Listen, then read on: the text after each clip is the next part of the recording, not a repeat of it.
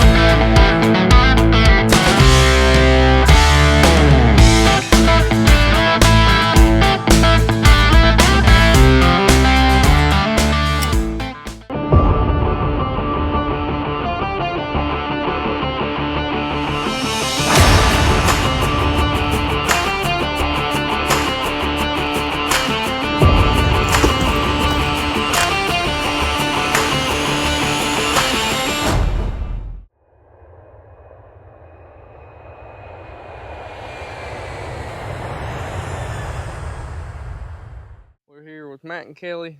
My wife had some work to do up here in the area, and they were gracious enough to kind of take us in and let us stay with them and hang out with them. We're going to be here. Today is Monday.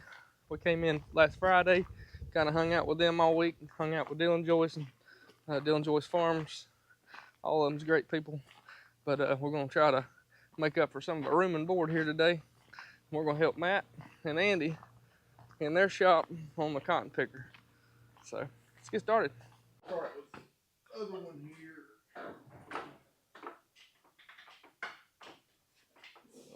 You can kind of see on this one that spring hanging down off off the tire. That's what it looks Okay. So Matt's moving the heads here out of the way. He has tasked us with replacing this cable here. Y'all can see this one's broke. It goes from here over to there. It locks the cylinders so that I guess so you can work on the header safely. That's what they're for, I'm assuming. Locks the header up. Yeah, so you can pull the header locks up and the head can rest on them. Yeah. So they spread out. You can get in here to this side over here, this header lock, and then that one done. We'll move this one over and get to this other one. Okay. Get to work.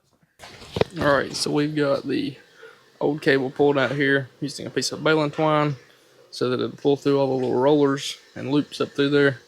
I've got my new piece of baling twine, or my new cable hooked onto the baling twine, and we're going to pull it right back through.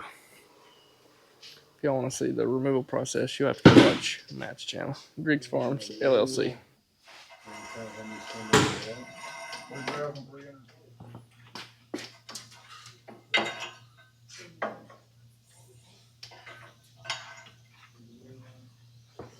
All right, guys, we got both of our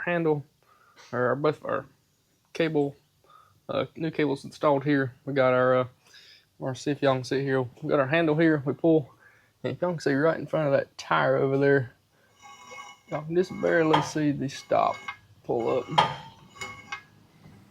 And it's got this little lead stopper you pull it to, and that keeps the heads from being able to, or that actually opens that cylinder stop up, allowing them to work the heads up and down like normal.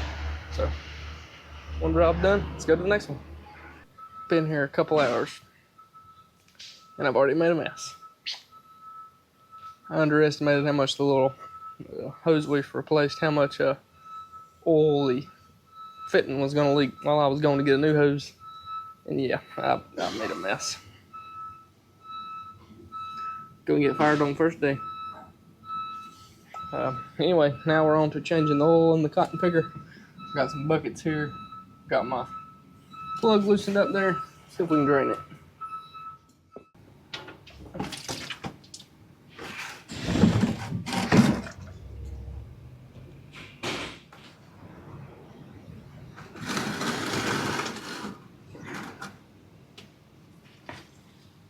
Engine oil filters changed. Primary, secondary fuel filters changed. Cleaned out the screen here in the pre-filter. Topped her off with oil. Y'all can see there if it shows up, we're hair over full, but we put this filter here on dry, so we're going to have to fill it up when the engine cranks. They'll have to check it and go from there.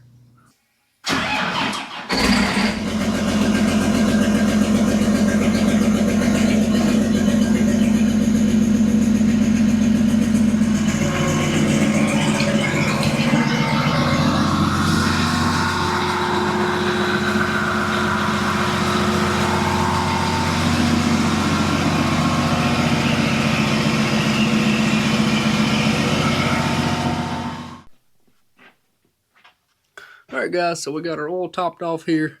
The little pipe up here has an O-ring on the end, and it comes over here on top of the oil cooler, has a bolt, and there's an O-ring on that side. Andy and I pulled those off, and Matt gave us some new ones, put it back together, and it's not leaking. So one project off the chopping block here, and see what's next.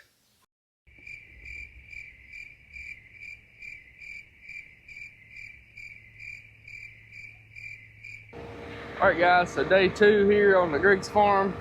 Well, I've been here longer than 2 days, but day 2 of working. Andy's getting the sprayer here loaded up. They got the call from their Cotton Scout yesterday that they have about 300 acres that need spraying. Matt's getting the truck loaded up here. I think the plan is for Andy and Kelly to go start spraying, and Matt and I are going to continue work on the picker, but I'm going to get y'all a little footage of them getting loaded up here. Give you a little outsider's perspective. So the shed here is where they keep some of their stuff for spraying. They have one or two tanks over there on the left that they use for nitrogen. This one here is for their water. This is a fuel tank, and they don't use this one. But then there's the shop, the old shop. This is where they keep like the planter and stuff, and this is the office. And like I said, Matt's on the forklift back there loading up the truck with whatever insecticides they're going to use on the cotton. Then the shed just directly left of the water truck, that is the old gin where they kind of store some stuff now. Has some other fuel tanks and stuff around there, but it's pretty cool here, you guys. It's very similar, like the land. I've rode with him through a bunch of his crops now, and the land lays very similar to where I'm from. I would say we're a little more hilly probably, and a little more clay. To me, some of their ground looks a little more sandy almost. Not sure that's the correct term for around here or not, but yeah. So let's see what the day brings and get something done here. So our first project today here in the shop, we are going to work on replacing the belts on this round baler picker. It's similar to our round baler, a little bit wider belts it looks like, but y'all can see here, there's a bunch of them on here, and there's also one big, probably like a 7-foot wide belt that goes from the accumulator, which is where the cotton picker picks it. It accumulates in the accumulator, and then once the accumulator's full, has a belt that turns on and runs it back here to the baler itself. So unlike our round baler, hay baler, that spins all the time while you're going, this round baler only spins once the accumulator is full and sends the cotton to the baler. So he's got a new pin for it. We're going to put a new pin in that big belt, and then he's got all new belts for the picker, or for the baler itself. So probably, maybe 10 belts or something, maybe more than that. Anyway, Matt and I are going to get started on it and see what we can get done today. He's on the phone with some people that know more than we do. So let's get started. So this is the accumulator belt splice that we're going to replace the pin in here. It's about 7 foot wide. Apparently you push this metal rod, or the metal wire type, through it, and then it's connected to this plastic piece that has a little wire in it, and that is the pin. So right now we're loosening up the pin.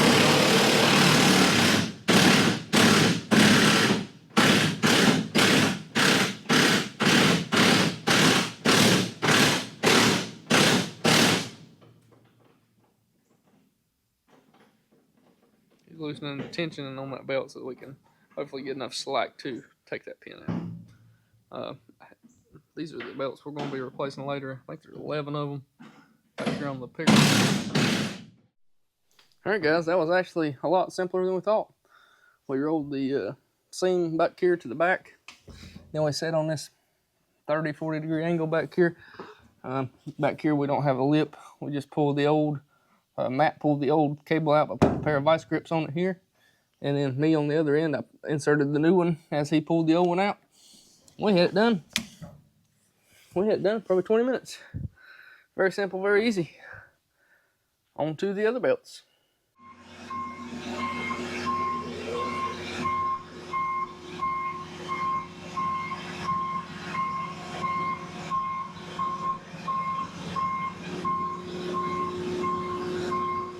Thing just barely squeezes in the door. You got like 2 inches on each side.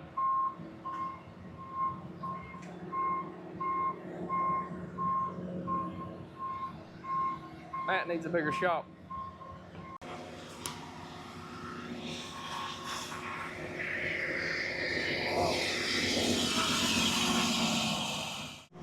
Alright guys, so we are inside the round baler picker here. Matt's got the whole baler system here in like the belt mode. It's got safety stops to keep us from prevent us from getting crushed here.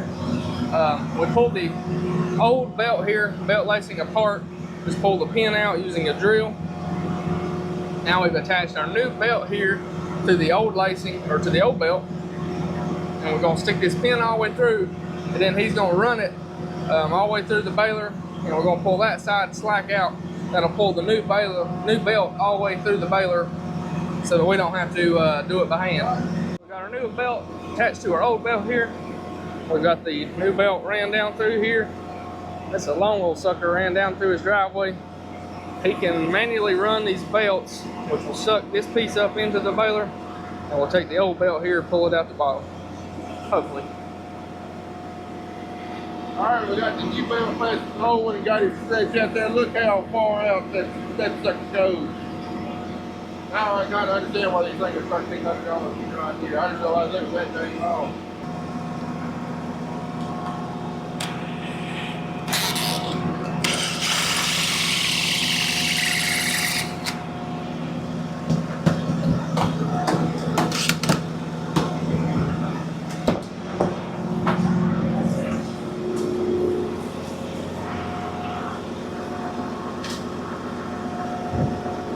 I'll let you check and verify. That's how we done the other one as far as the directional on the belt went.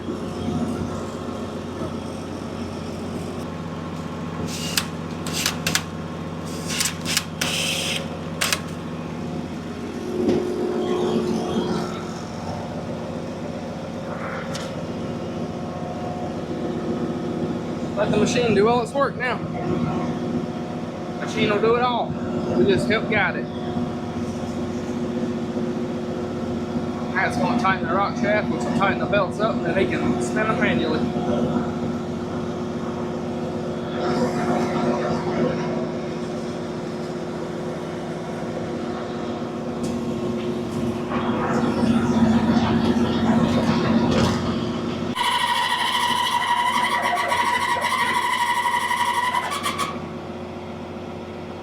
Just like that. 11 of 11 are done. Ready to bale some cotton this fall.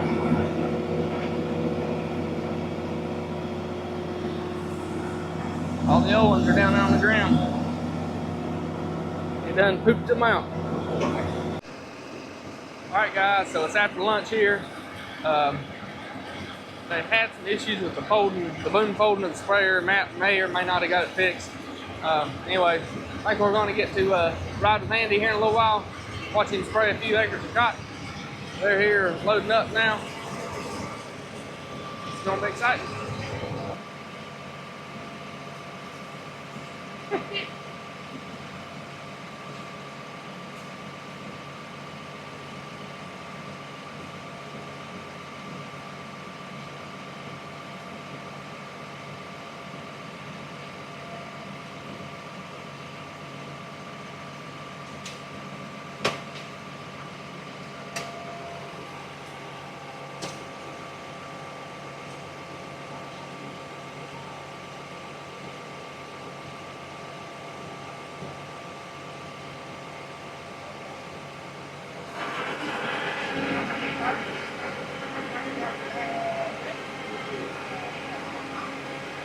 Good work.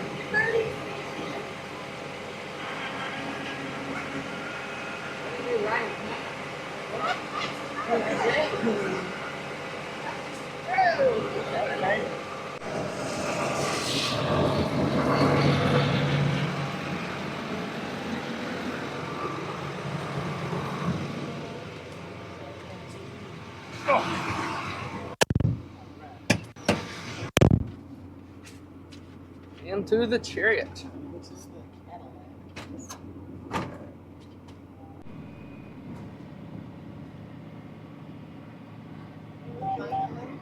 Widen her out. Oh yeah. It's proportionate now.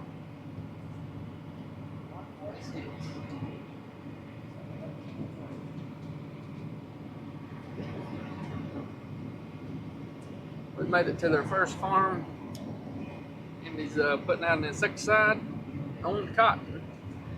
We got to go through the beans to get to the cotton. Assuming, I think we sprayed these the other day. The pigweeds, that is. Into the 17th row here. Follow my tires here. So we can go together.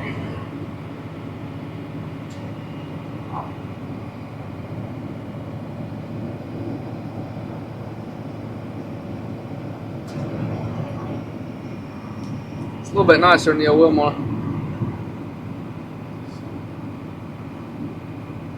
We've got several neighbors that have these machines, but I've never got to ride in one, so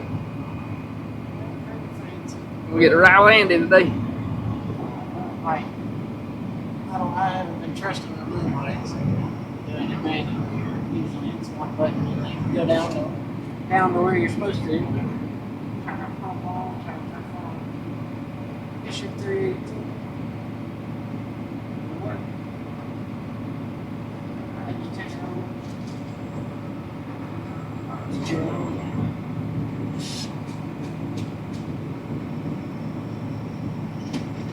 That's right. Alright, let's go.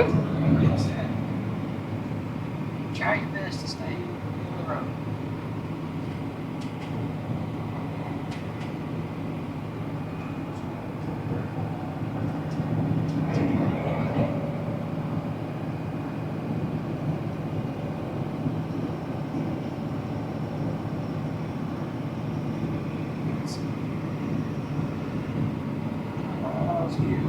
Now it's just lots of back and forth. Running 10 mile an hour. 10 miles an hour. 30, 40, 44 PSI. 45 PSI. 15 gallons an acre. Laying it down. Kill some bugs. That's right. It's like they take a drink of this. It's like they take sips of our chemical. You say it's refreshing. They laugh. Yeah. It's a Gatorade. It's like Jamba Juice. So over here on this column, they got that Simon Innovation. I can tell how many gallons is in the tank. That's pretty nice right there. It's a lot more accurate than me judging by how many gallons is in my tank. Sight glass. I don't even have a sight glass on mine. So. Oh, no. I'm literally going off the numbers. Yeah, that looks about right. It's close. It's close.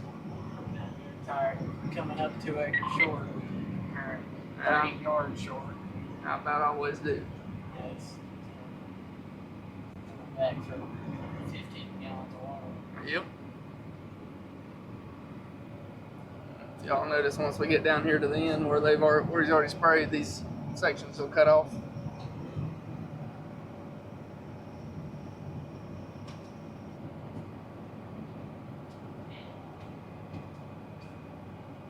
Start cutting off.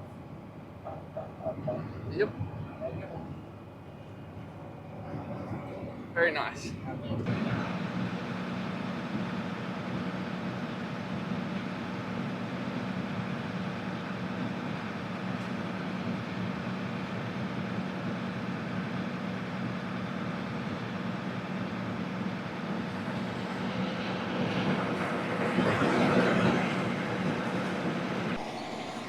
We have found the mother of all pigweeds. Look at the size of the stalk on that sucker. Yeah, nice. Pretty established. Yeah, it's a good one.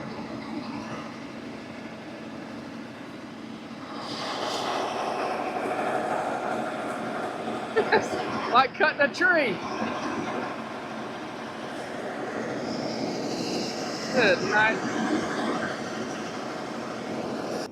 All right, guys, Matt and Andy have, they're crazy and gonna let me try to drive this big old thing. I think you can do it. They got me on a good flat field though, so I'm gonna let Andy hold it, so if I do crash or something, that y'all have it on camera. So I need to push my button.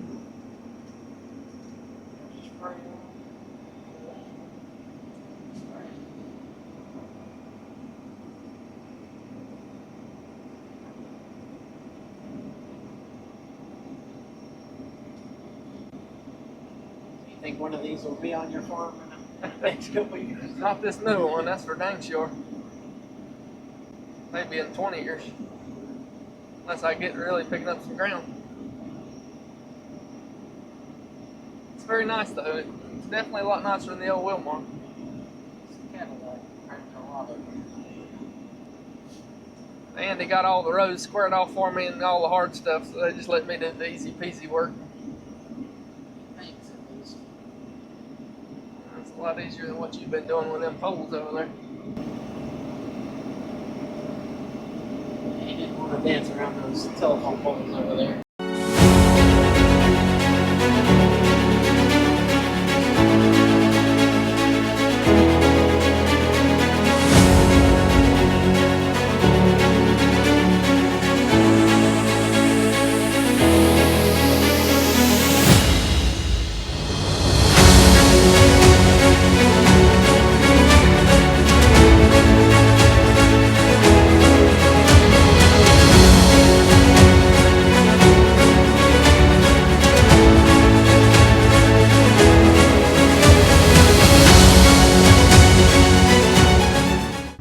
Alright guys, so we just finished up.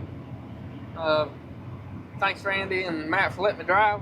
Got to make a couple passes, I didn't tear anything up, so that's good. Got y'all some drone footage. We're going to finish the last farm up now before it gets dark.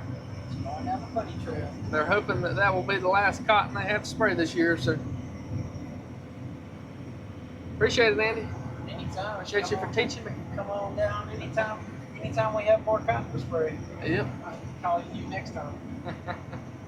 See y'all later.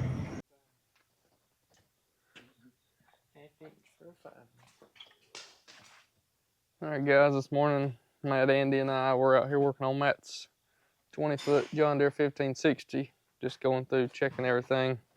Matt and Andy's tightening up a seed boot spring assembly now. We've just been going through, checking all the gauge wheels, making sure there's no play, checking all of our closing wheels and our firming wheels.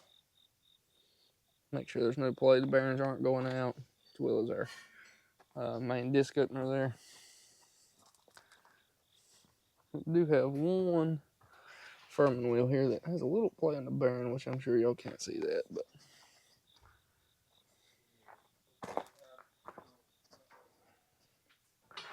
getting it done on this beautiful, cool morning here in West Tennessee.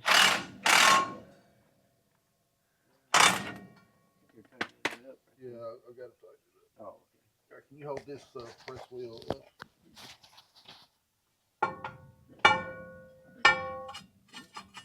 All right, y'all. So we got all the press wheels off of their drill here. A couple of them had some bad bearings. They had to order some parts. So we have got everything we can do on the drill done. So now Matt has tasked me with repinning some of the connectors here on the heads of the cotton picker. Y'all can tell those wires, especially that one right there, the insulation is completely gone. Just sitting out here in the sun and stuff. Baked those wire, the coating on those wires, so they're coming apart. So we're going to take our tools here and repin these connectors. All right, guys, so repinning these connectors, we're just going to start with, I typically try to start with like the farthest one away. That way I can keep up with which one it is. Y'all can see These wires are really, really bad shape. The coating is coming off there. That shows up for y'all. So all we got to do, we'll take this little tool. It's got a little slot in it, and it's hollow. We're going to take and put the slotted part around that wire, and we're going to push down, and we'll feel like kind of a click. Then we're going to grab that wire with the tool, twist, slowly pull out, and that's just undoing that pin out of that connector. As y'all can see there, that wire is completely and totally shot. So I'm gonna cut it back here somewhere, try to get the better, as good of a place as we can. As y'all can see there, that wire is in really, really bad shape. The insulation is just shot. Alright, so we're just gonna strip back about a 3/16 of an inch or so. Then we take our pins. This is the female side.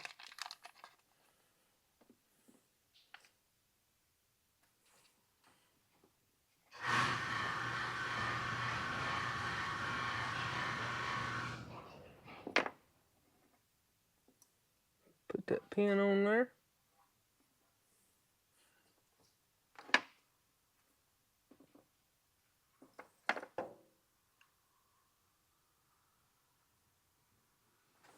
We take our crimpers here, stick the pin in through it until it bottoms out, push it down.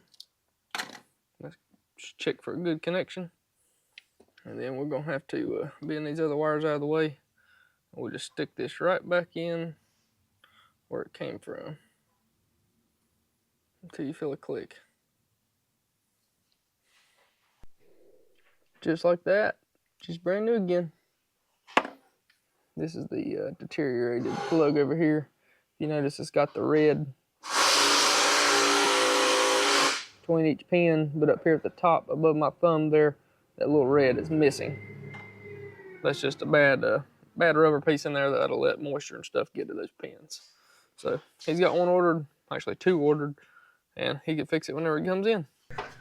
So yesterday, Matt and I had a little boo-boo with a cotton picker. Matt, really, but y'all can tell here, this panel straight. This one is not so straight.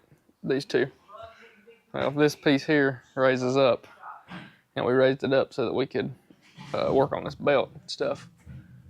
And yeah, he backed out, and we forgot that it was up, and it collided with the garage door opener.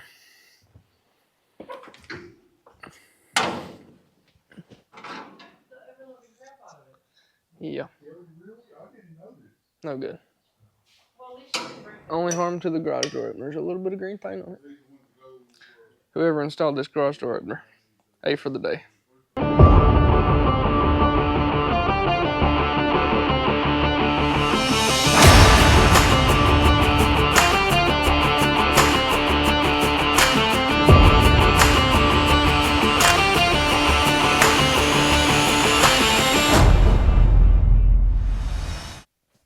Well, guys, that's going to do it for this one.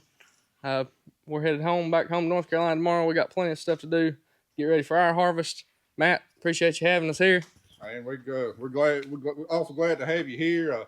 Hopefully this fall, when you watch our videos, you can take some pride when the cotton picker going through the field, no electrical problem, just running smooth. The drill's running smooth. Knowing you had knowing you had a hand in that. Yeah, or y'all gonna be customer here in a couple of weeks. Or Andy, we've got a scapegoat if things don't go right. Yeah, we can always blame it on Luke. Andy, appreciate it. Oh, yeah. Appreciate you showing me how to drive that sprayer yesterday. Oh, yeah. Anytime. Appreciate y'all letting us hang out and get something done this week. Hey, if you get tired of farming in North Carolina, just come on over to West Tennessee. We'll have a place for you here.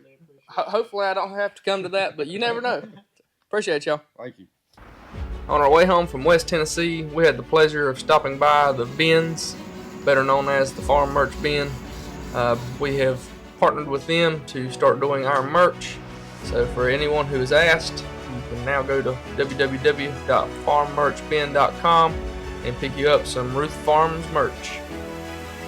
Nikki and Allison, great people. pleasure getting to meet them and getting to see their shop here. They make everything in-house in their shop there in West Tennessee and ship it directly to you, the customer. And you can go to their website, farmmerchben.com, to find out all about us and many other local YouTubers and order some merch. Thanks, y'all.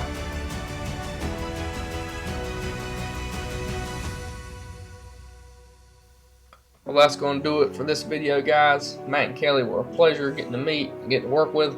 Y'all go check out their channel, Griggs Farms LLC on YouTube. Matt, really appreciate you letting us come around, hang out, and get to learn a little bit. Hopefully we helped you out more than we hindered you. Y'all have a good one. God bless, and see you in the next one.